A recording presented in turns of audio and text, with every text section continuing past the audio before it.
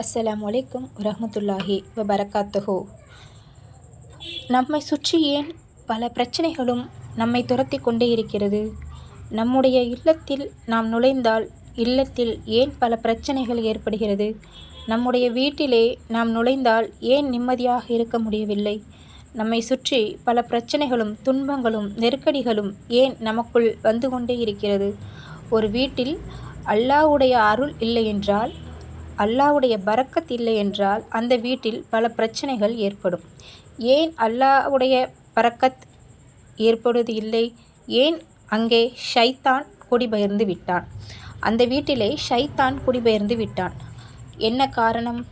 அல்லாஹ்வுடைய தூதர் கண்மணி நாயகம் ஸல்லல்லாஹு அலைஹி வஸல்லம் அவர்கள் சொல்லக்கூடிய இந்த ஹதீஸை பாருங்கள். திருமிதி என்கின்ற நபிமொழி தொகுப்பிலே 2807வது ஹதீஸாக உதுமான் பின் பசீர் ரலியல்லாஹு அன்ஹு அவர்கள் அறிவிக்கிறார்கள்.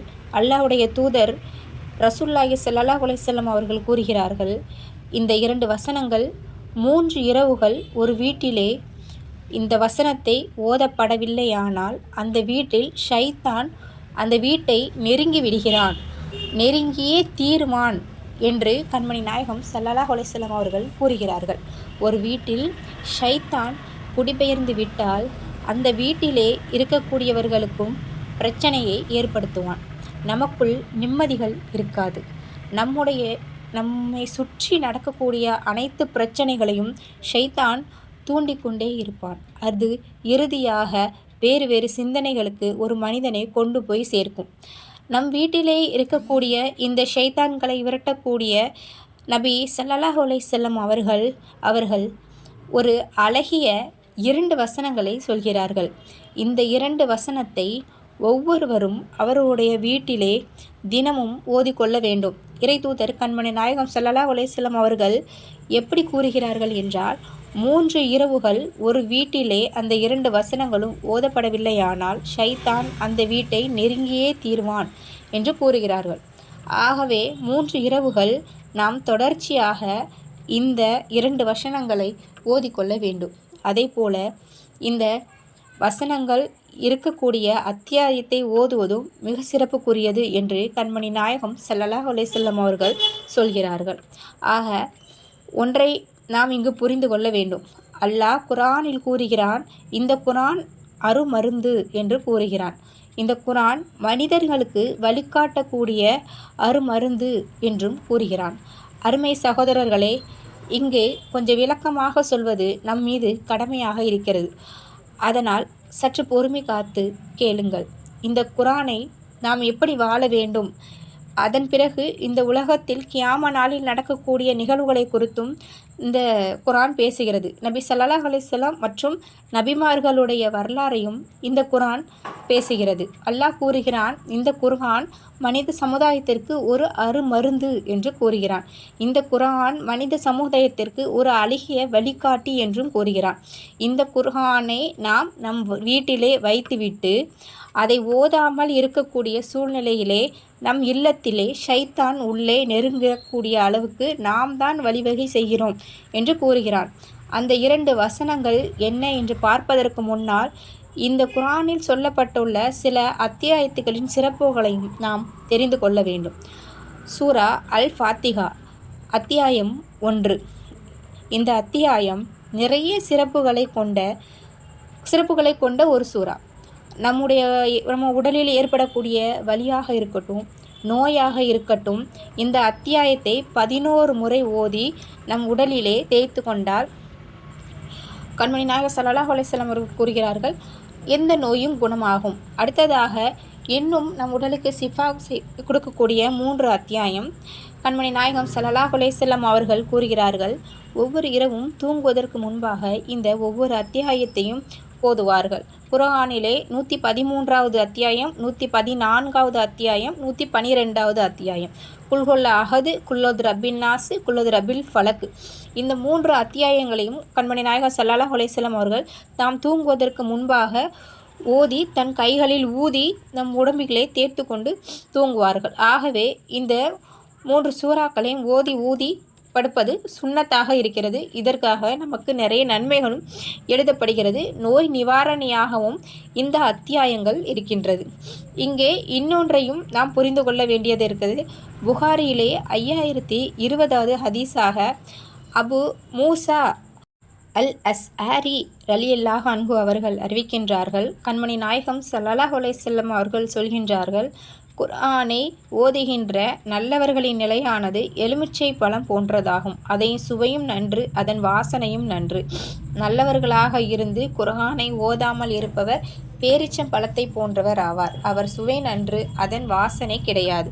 தீயவனாக இருந்து குர்ஆனை ஓதி வருபவரின் நிலை துளசி செடியை போன்றது ஒத்திருக்கின்றது. அதன் வாசனை நன்று, சுவையோ கசப்பு. தீமையும் செய்து கொண்டு குர்ஆனை முழுவதாக ஓதிக்கொண்டிருப்பவர்களின் நிலை என்பது குமட்டிக்காயை நிலையை ஒட்டியிருக்கிறது. அதன் சுவையும் கசப்பு, அதன் வாசனமும் கிடையாது. ஆக நம்முடைய வாழ்விலே நல்லவர்களாக இருந்து அந்த குர்ஆனை ஓதக்கூடியவர்களின் நிலை, அந்த வாழ்க்கையை நாம் பின்பற்றி கொள்ள வேண்டும். அதனுடைய எலுமிச்சை நன்று, அதன் சுவையும் நன்று என்று கண்மணி நாயகம் ஸல்லல்லாஹு அலைஹி வஸல்லம் அவர்கள் சொல்கிறார்கள். ஆகவே நமக்கு ஏற்பட்டிருக்கும் உடல் வலியாக இருந்தாலும் சரி, மனதளவில் நாம் பாதிக்கப்பட்டு இருந்தாலும் சரி, குர்ஆனோடு நீங்கள் நட்புறவோடு கொண்டு இருங்கள். நிச்சயமாக அல்லாஹ் உங்கள் வாழ்விலே நிறைய பிரகாசத்தை உங்கள் வாழ்விலே அல்லாஹ் ஏற்படுத்தி தருவான். கண்மணி நாயகம் ஸல்லல்லாஹு அலைஹி வஸல்லம் அவர்கள் சொல்கிறார்கள், அல்லாஹ் சொல்வதாக, அல்லாஹ் சொல்லுகின்றான், என்னுடைய அடியான் என்னை பார்த்து அவன் நடந்து வந்தால் நான் அவனை நோக்கி ஓடி வருகிறேன் என்றும் நபி ஸல்லல்லாஹு அலைஹி வஸல்லம் அவர்கள் சொல்கின்றார்கள். ஆக அல்லாஹ்வை நெருங்கக்கூடிய வழிமுறையே அவன் எதை இந்த மனித சமுதாயத்திற்கு தடை செய்து இருக்கின்றானோ அதிலிருந்து நாம் விலகி கொள்ள வேண்டும். அதை எதை அனுமதித்திருக்கின்றானோ அதை நாம் செய்ய வேண்டும். முழு கவனத்தோடு செய்ய வேண்டும். இப்படி அல்லாஹ்வை நெருங்கக்கூடிய மக்களுக்கு அல்லாஹ் நிச்சயமாக அவன் புறத்திலிருந்து அருளையும் பரக்கத்தையும் கொடுப்பான் என்று எல்லளவும் சந்தேகத்திற்கு உட்படுத்த முடியாது. நிச்சயமாக நம்முடைய வாழ்க்கையிலே அவன் அருளை கொடுப்பான், பரக்கத்தையும் கொடுப்பான், பிரச்சனைகளை நம்மிடமிருந்து தீர்த்து வைப்பான். ஆக அப்படிப்பட்ட வாழ்க்கையில் நம்முடைய வாழ்வையும் இணைத்து கொண்டு இப்போது நம் வீட்டிலே குடிபெயர்ந்து இருக்கக்கூடிய ஷைத்தானை விரட்டுவதற்கான அந்த 2 வசனங்களை தூதர் கண்மணி நாயகம் ஸல்லல்லாஹு அலைஹி வஸல்லம் அவர்கள் சொல்லியிருக்கின்றார்களே, அந்த 2 வசனங்கள் என்ன, அந்த 2 வசனம் எந்த அத்தியாயத்தில் பதிவு செய்யப்பட்டுள்ளது என்பதை நாம் இப்போது பார்ப்போம். திருமதியிலே 2807வது ஹதீஸாக லுக்மான் பின் பசீர் ரலியல்லாஹு அன்ஹு அவர்கள் அறிவிக்கின்றார்கள், அல்லாஹ்வுடைய தூதர் ஸல்லல்லாஹு அலைஹி வஸல்லம் அவர்கள் கூறினார்கள், அல்லாஹ் வானங்கள் மற்றும் பூமியை படைப்பதற்கு 2000 ஆண்டுகளுக்கு முன்பாக ஒரு ஏட்டை எழுதுகின்றான். அந்த ஏட்டிலிருந்து 2 வசனங்களை அருளினான். அந்த 2ஐ கொண்டு சூரத்துல் பக்கராவை உதித்தான். 3 இரவுகள் ஒரு வீட்டில் அந்த 2 வசனங்களும் ஓதப்படவில்லையானால் ஷைத்தான் அவ்வீட்டை நெருங்கியே தீருவான் என்று கண்மணி நாயகம் ஸல்லல்லாஹு அலைஹி வஸல்லம் அவர்கள் கூறுகிறார்கள். ஆகவே சூரத்தின் பகரா குர்ஆனுடைய 2வது அத்தியாயம் இறுதி 2 வசனங்களை நம்முடைய வீட்டிலே நாம் தினமும் இரவு நேரத்திலே ஓதிக்கொள்ளுங்கள். உங்களுடைய வீட்டில் நீங்கள் இந்த வசனத்தை ஓதினால் நிச்சயமாக நம் வீட்டில் ஷைத்தான் துரத்தி அடிக்கப்படுவான் என்பதை புரிந்து கொள்ளுங்கள். அதே போல ஹாக்கிம் என்னும் நபிமொழி தொகுப்பிலே 2063வது ஹதீஸாக இடம்பெறுகிறது. கண்மணி நாயகம் ஸல்லல்லாஹு அலைஹி வஸல்லம் அவர்கள் கூறினார்கள், உங்கள் வீட்டிலே சூரத்துல் பக்கராவை ஓதுங்கள். எந்த வீட்டிலே சூரத்துல் பக்கரா ஓதப்படுகிறதோ அங்கு ஷைத்தான் நுழைய மாட்டான் என்று கண்மணி நாயகம் ஸல்லல்லாஹு அலைஹி வஸல்லம் அவர்கள் கூறுகிறார்கள். குர்ஆனை நாம் இப்போதே புரட்டுவோம். சூரத்துல் பக்கராவை ஓதுவோம். அதே போல சூரத்துல் அல் ஃபாத்திஹாவை அத்தியாயத்தை ஓதுவோம். இப்படி சிறப்புகள் நிறைந்த சூறாக்களை நாம் தினமும் ஓதிக்கொள்வோம். அதே போல அதில் இருக்கக்கூடிய வரலாற்று வசனங்களையும் நாம் தமிழிலே படிப்போம். நபிமார்களுடைய வரலாறையும் அல்லாஹ் பதிவு செய்கிறான் குர்ஆனிலே, அதையும் நாம் படிப்போம். அதேபோல் இந்த உலகத்தில் மறுமையில் கேட்கக்கூடிய கேள்விகளுக்கும் குர்ஆனில் பதில் இருக்கிறது, அதையும் நாம் படிப்போம். குர்ஆனோடு நட்புறவோடு நாம் இருப்போம். நம்முடைய வாழ்க்கையை அவ்வாறு அமைத்து கொள்வோம்.